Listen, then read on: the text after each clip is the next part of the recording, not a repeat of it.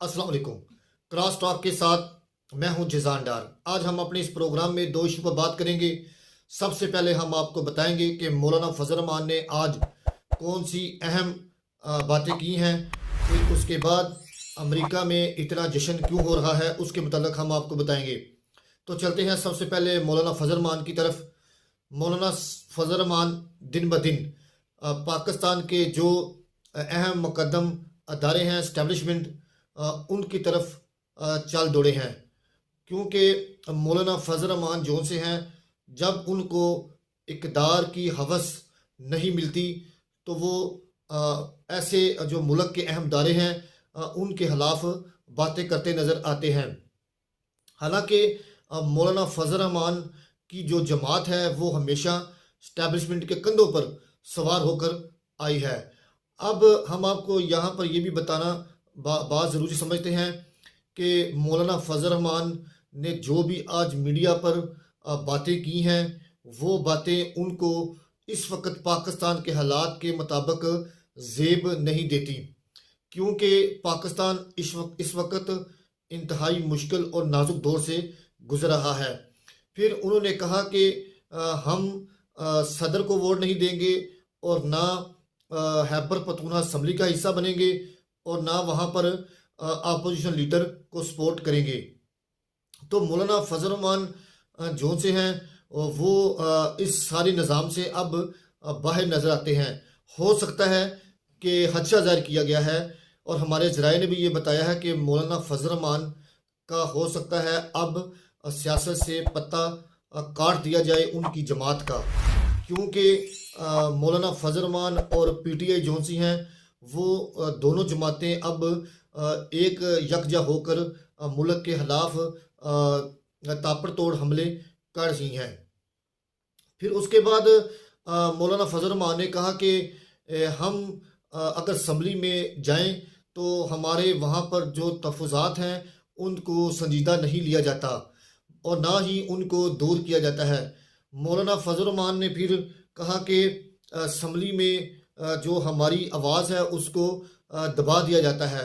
हम मौलाना फजल रहमान को ये कहते हैं कि मौलाना फजल रहमान ने सेनेट के अंदर भी अहम ओहदे ले चुके हैं और असम्बली के अंदर भी अहम ओहदे ले चुके हैं। जितना मफादात सियासत के अंदर मौलाना फजल रहमान ने लिया है आज तक किसी जमात ने नहीं लिया। हमेशा इस्टेब्लिशमेंट का जो हाथ है वो मौलाना फजल रहमान के ऊपर रहा है और अब मौलाना फजल रहमान को कुछ नजर नहीं आया तो मौलाना फजल रहमान अब उनके खिलाफ बातें शुरू कर दी गई हैं। ऐसे नहीं करना चाहिए मुल्क के साथ और ना पाकिस्तान के अहम जो रियासती इदारे हैं उनके खिलाफ।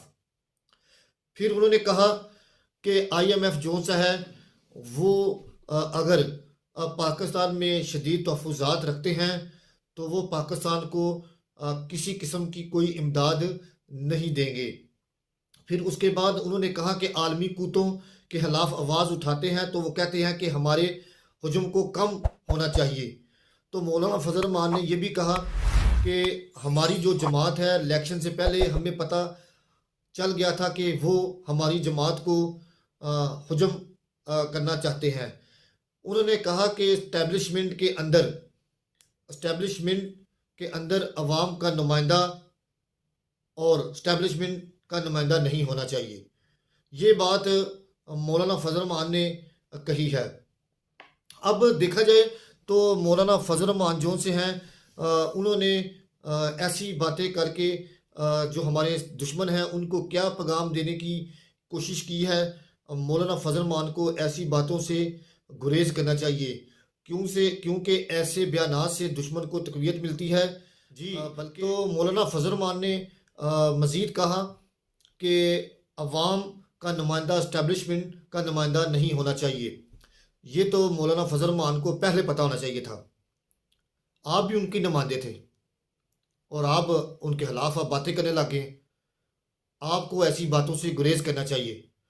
अगर इस साल आपको इलेक्शन से बाहर कर दिया गया है तो आपको ऐसे होचे हथकंडे नहीं इस्तेमाल करने चाहिए और ना आपको करने दिया जाएगा। आपने 2018 और 2024 इलेक्शन के धांधली में संगीन इल्ज़ामात भी लगाए हैं और आपने 2018 में मज़े लूटे हैं। अब आपको इस निज़ाम से बाहर निकाल दिया गया है, तो अब आप बातें करने लगे हैं इस निज़ाम के बारे में। आपको ऐसी हरगिज़ बिल्कुल इजाज़त नहीं देंगे कि आप मुल्क का अमन तबाह करें, और ना आपको ऐसे खेलने दिया जाएगा, क्योंकि पाकिस्तान मज़ीद नुकसान का अब मुतम्मल नहीं हो सकता। पाकिस्तान की जड़ें आप जैसे लोग खोखले करते हैं। पाकिस्तान को आप लोग मजबूत नहीं होने देते। आपने पाकिस्तान के दारों के अंदर अपनी टांगें अड़ा दी हैं। ऐसे नहीं चलेगा पाकिस्तान। आप तमाम जमातों को मिल बैठकर पाकिस्तान के बारे में सोचना होगा। बार बार ये हम कह चुके हैं। आप किसी तीसरी कुव्वत को दावत ना दें बार बार कि वो आए, वो सारी निज़ाम को लपेट में ले ले। पाकिस्तान को चलना है तो पार्लियामेंट निज़ाम को चलाना है, पार्लियामेंट को चलाना है, जमहूरी निज़ाम को चलाना है, तो आप सबको एक ज़बान यकजा होकर चलना होगा। और पाकिस्तान की सियासत के अंदर स्टैब्लिशमेंट को आप बिल्कुल ना घसीटें। इसमें आप सियासतदानों का नुकसान होगा। पाकिस्तानी फौज दुनिया की बेहतरीन फौज है। पाकिस्तान की जंसीज दुनिया की बेहतरीन जंसीज है। हम उनके खिलाफ किसी किस्म की कोई बात नहीं सुन सकते और ना हम किसी को करने की इजाजत देंगे। हम आज भी डंके की चोट पे कहते हैं हम पाक फौज के साथ खड़े हैं, और पाकिस्तान और फौज के हर जो क्या कहते हैं, जो उनके दायरे हैं उनके साथ खड़े हैं हम। पाकिस्तान है, पाक फौज है, तो हम सब हैं। अगर वो नहीं तो कोई भी नहीं है। आप उन्हीं की वजह से आराम की नींद सोते हैं। वो इस सरहदों की हिफाजत करते हैं, वो आपकी हद मदद के लिए आते हैं। जब उनका सर आपके उनका हाथ आपके सर के ऊपर था तो आप ठीक थे। जब नीचे किया तो आप साथ ही गैर मुल्कियों की तरह बातें करना शुरू हो गए हैं पाकिस्तान के खिलाफ। ऐसी बातें आपको हरगिज नहीं करने दी जाएंगी। अगर आपने सियासत करनी है तो आपको एक दायराकार के अंदर रहकर सियासत करनी होगी, और सबसे बढ़कर सियासतदानों को, जो ब्यूरोक्रेट्स हैं, उनकी भी इज्जत करनी चाहिए, उनका एहतराम करना चाहिए। तमाम सियासतदानों को। ब्यूरोक्रेट्स आपकी गुस्से वाली बातों को हरगिज बर्दाश्त नहीं करते। इमरान खान को क्यों हटाया गया कि वो स्टैब्लिशमेंट और जो ब्यूरोक्रेट्स हैं उनको सख्ती से जो सा है वो बात करने के आदी थे, उनको उठा के बाहर फेंक दिया गया। पाकिस्तान को आप लोगों ने मजबूत करना होगा, हम सब ने मिलकर मजबूत करना होगा। पाकिस्तान के जो अदारे हैं उनके खिलाफ कोई बंदा भी बात नहीं सुन सकता, और ना हम करने देंगे। मौलाना फजल रहमान को अब इमरान खान की बड़ी याद आने लग गई है। उनको पता चल गया है कि अब नून लीग और पीपल पार्टी की दाल नहीं गल रही, तो अब इमरान खान के साथ मिलकर इलेक्शन हम इकट्ठे लड़े। जितनी बातें इमरान खान को आपने की हैं किसी ने नहीं की। इमरान खान अगर आज जेल में कैदो बंद है तो उसकी मकबूलियत उससे बढ़कर है।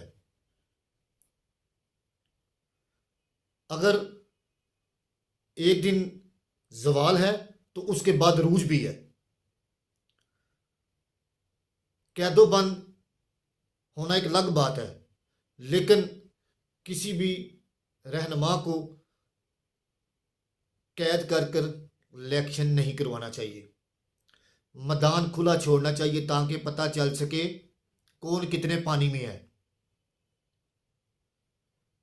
ऐसे इलेक्शन हर तरफ यही आवाजें आ रही हैं। अमेरिका भी कह चुका है कि पाकिस्तान के इंतखाबात के ऊपर इसकी तहकीकात होनी चाहिए, क्योंकि किसी भी रहनुमा को ऐसे बंद करके इलेक्शन नहीं करवाना चाहिए, क्योंकि जिसकी मकबूलियत है इक़्तिदार उसके हवाले कर दिया जाए, मुल्क चलाए वो। अगर नहीं चला सकता तो उसको छोड़ देना चाहिए। लेकिन अब हमारे मुल्क में बहुत सी चीज़ें ठीक होने वाली हैं। अगर ना हुई तो पाकिस्तान का फिर अल्लाह ही हाफ़िज़। अब चलते हैं हम अमेरिका की तरफ, तो बताते हैं कि वहाँ पर डोनाल्ड ट्रंप जो से हैं उनकी जीत ने अमेरिका को हिला कर रख दिया है। हम आपको बताते हैं कि अमेरिका के हालिया इंतखाबात नवंबर को होने जा रहे हैं। तो इससे पहले रिपब्लिकन जो पार्टी है डोनाल्ड ट्रंप की, उनकी जीत के जो मनाज़र हैं वो बड़े वाज़िह नज़र आ रहे हैं। उसके बाद हम आपको बताते हैं कि वहाँ की जो आवाम है उन्होंने जो बाइडन की हुकूमत को शदीद तनकीद का इजहार भी किया है, उनको दो दो हाथों आड़े भी लिया है। उन्होंने कहा है कि उनकी जो वहाँ की आवाम है उन्होंने कहा है कि डोनाल्ड ट्रंप की जो पार्टी है, जो उनके अरकान हैं, उन्होंने यूक्रेन और उसके बाद गज़ा के ऊपर जिस तरह बमबारी की है, वो जुल्म की बर्बरियत की मिसाल कायम की है, वो अमेरिका को शदीद मुतासर कर सकती है। तो डोनाल्ड ट्रंप ने उसका जवाब देते हुए कहा कि अगर मेरी हुकूमत होती तो मैं ऐसे काम कभी ना करता और ना मैं ऐसे जुल्म को पसंद करता हूँ, बल्कि मैं तो तमाम मुल्कों को साथ लेकर चलता हूँ। अभी इस वक्त की इत्तला के मुताबिक अमेरिका में जो हमारे नुमाइंदे हैं उन्होंने बताया है कि इस वक्त डोनाल्ड ट्रंप जो से हैं वो दो रियासतों से इलेक्शन जीत चुके हैं, भारी अक्सरियत से जीत चुके हैं। फिर उसके बाद उन्होंने कहा कि वो अपने हरीफ को जो सा है शिकस्त देने के लिए तैयार हैं, और उनकी जो हरीफ हैं उन्होंने कहा कि हम हर हाल में डोनाल्ड ट्रंप का मुकाबला करेंगे। उन्होंने कहा कि जो बाइडन जो सा है वो नवंबर में दोबारा जो सा सदर बनने जा रहे हैं, लेकिन हमारे ज़राए के मुताबिक डोनाल्ड ट्रंप इस वक्त उनकी भारी अक्सरियत जा रही है। फिर उसके बाद डोनाल्ड ट्रंप जो से हैं वो भी अपनी जमात से काफ़ी मुतासर हैं। उन्होंने कहा है कि मेरी पार्टी रिपब्लिक जो सी है वो पिछली निस सदी की निस्बत अब जो सा है वो ज़्यादा उभर कर बाहर आई है, और वहाँ के जो लोग हैं, वहाँ की जो रियाया है, उन्होंने डोनाल्ड ट्रंप की हमायत का मुकम्मल तौर पर ऐलान कर दिया है।